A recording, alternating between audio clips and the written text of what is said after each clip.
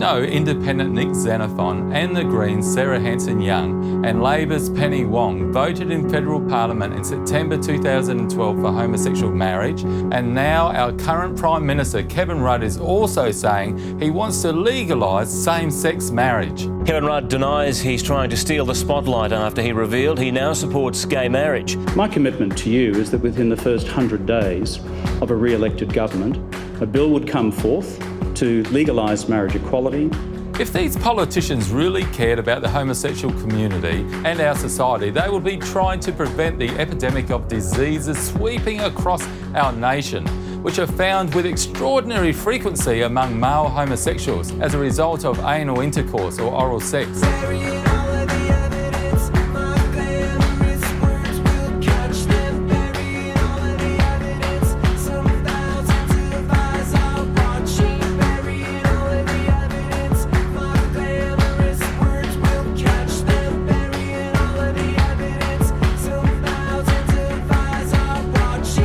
The cause of anal cancers has been identified. The cause is actually human papillomavirus infection. That's what I heard, that it was HPV. It's and HPV. I thought, well, that has to be from, I hate to say it, but from having anal sex, I would imagine. In almost all cases, that would be the presumption. That would be the correct presumption. Wow, that's pretty amazing. I just don't think people are aware of that. No, they're not. New strains of drug-resistant gonorrhea have spread to countries around the world. Scientists reported last year finding a superbug strain of gonorrhea in millions of patients may run out of treatment options unless doctors catch and treat cases earlier. Countries including Norway, Sweden, Britain, France, and Australia are now reporting cases of the STD resistant to antibiotics.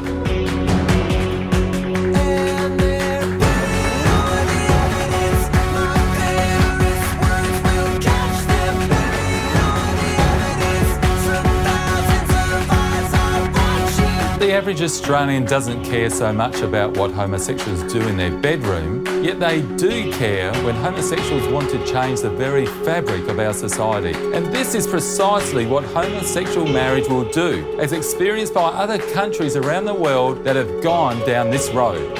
California becoming the first state to pass a law requiring public schools to teach gay and lesbian history. A Lexington father spent the night in jail over a kindergarten controversy. He's upset that his son's school used this book to teach him about same-sex parents. Handcuffed and in court after spending a night in jail. Not exactly how most parents start the day, but it is how 42-year-old David Parker began his. I didn't know it would go this far, honestly. On Wednesday, Parker went to his son's school, Esterbrook Elementary in Lexington, to discuss a book sent home with his 6-year-old in January. The book describes different types of families, including ones with same-sex parents. All I wanted is the option to opt out when certain materials were broached. Not that I would do it. I wanted to control the timing and manner in which adult themes were introduced to my child. School officials say that's just not possible, and they stand behind the book. And then they go in some more, an Asian family, elephants, here's a family with no kids, divorced family, and then Robin's family is made up of her dad and her dad's partner. Very, very slick stuff. And this is propaganda. This is meant to form things in a child's mind at a very early age. Kametker is an outspoken opponent to gay marriage. David Parker says in this case that's not the only issue. What I'm saying is, because of the same-sex marriage law, people are treating it as a mandate to teach the youngest of children. It is not a mandate to teach the youngest of children, particularly if parents say, hold on, I want to be the gatekeeper of the information. It's not that I don't want my child to ever learn it. It's I want to control the timing and manner. Since 2007, it's been illegal for any business to discriminate against people on the basis of sexual orientation. Here we give a personal welcome to people, that we have a right to say what goes under our roof in the presence of our children. But as he runs a business at his home, he doesn't have that right. Far from it. It means that what has happened here has now been logged as a homophobic incident by the local police. A battle between religious freedom and gay rights is unfolding in Colorado. A gay couple has filed a discrimination complaint against a bakery where the owner refused to sell them a wedding cake because of his Christian faith. The couple planned to marry in Massachusetts and celebrate in Colorado, where civil unions are legal. Colorado law does not provide religious protections for businesses.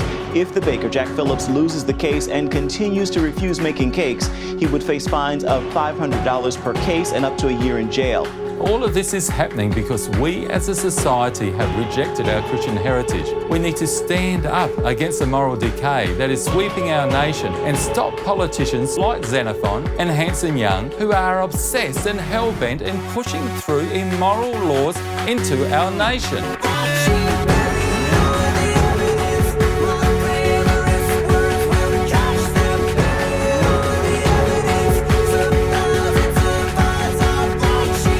Hi, my name's David.